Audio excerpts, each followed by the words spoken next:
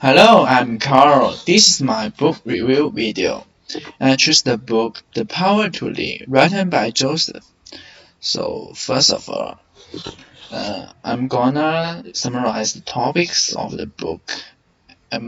Why this book is important to our OB students and people who will be leaders some days in the future. So, this book discussing about abstract concepts of the leaders in the past and in present day and their preferred style of leading, and also explaining about correlations between soft and hard power and how the leaders utilize it. It covers the good and bad practice in real life. The good one is to achieve greater objective, and the bad is using unethical practices. And then it identify the different types and skills of the leaders. It explains about the types like the charismatic leaderships, transformational and transactional leaderships in details. And the skills are critical skills and hard power skill. And eventually of this book, it introduced the contextual intelligence, which means some real example in our life to match the topics above that we discussed above. And why this book is important. Leadership's method in this book leads to goal achievement. Therefore, as future managers with this book, is essential to learn the concepts of an idea. Also, it's used for our OB students linked to the topic week 6 willpower and workplace satisfaction, and week 9 leadership's excellence. So then I have learned the top 3 lessons from this book. The first one is the leadership as a process that requires 3 key components: leaders, followers, and context to be aligned to maximize the effectiveness. Then the second one is leadership is an art rather than a science. It doesn't need to do much more calculations like the science, and also happen more uncontrollable factors in our real life, and you need to manage it. And before I read this book, I saw good leaders is hard to make mistakes. However, people easily make mistakes of leader attribution errors. So to be a manager, this job is much more difficult than some of the jobs. So the next one is the critics from this book. The first one is traditional belief that leaders are born.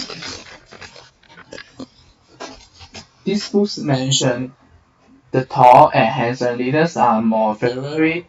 The corporates taller taller than the average. The tall men tend to earn more shorter men. And also there is a fact that can quote in this book. Among males, an inch of height is worth $789 a year in salary. So, in my opinion, I think there is a flaw in this idea, and know it's the best. I think a good leader is not just focused on his or her outward appearance and how high they are. For example, a Chinese leader named Jack Ma, who was the CEO of Alibaba, and he is not quite tall and doesn't have a charming face. However, he and his teammate managed Alibaba really well, and the company entered to the top companies in China. So the outside of the appearance is not everything when you become a good leader. Then is the genetics and biology matters in human leadership. The, um, the book said leadership genes are S4950 inherited DNA sequence associated with taking charge. Leadership traits such as optimism or emphasis are just partly affected by genetics, partly due to the genetic makeup and the environment in which the traits were formed and learned.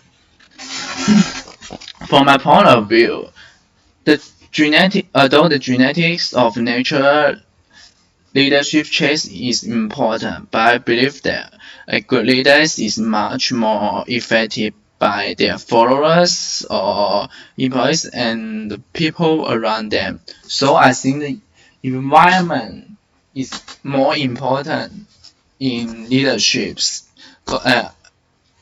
because they have to learn things and have some natural leadership traits after they learn from the society and their job.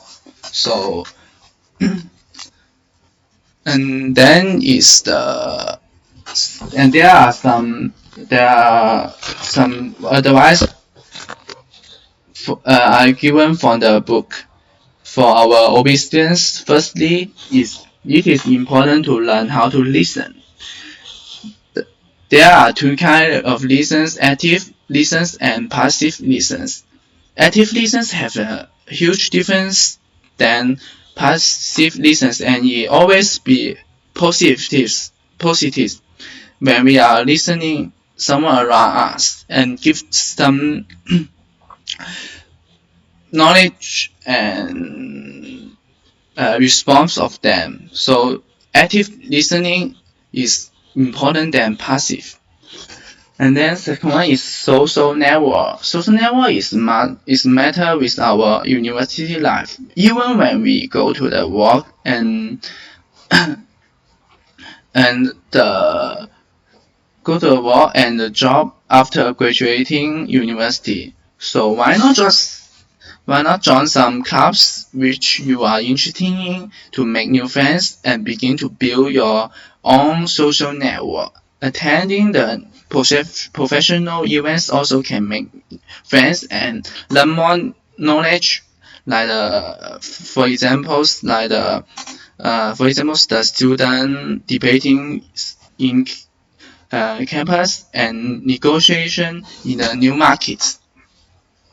And the last one is feedback. It is important to give and receive the feedback after we presenting our achievement. Then we will receive the feedback. The feedback can be bad and good, and don't have to be always sad about your feedbacks. The best feedbacks sometimes can motivate ourselves and can maybe improve next times. And also when we receive the and also we receive the good feedback, we don't have to overconfidence every time. So we need to we need to encourage and learn things at the next time. So when we give feedbacks to the employees or someone around us, we can encourage them to do better in the next time. So that's my video, and this is the book, the link of this book, and you can read it in the Moodle size on library online in Monash. Thank you.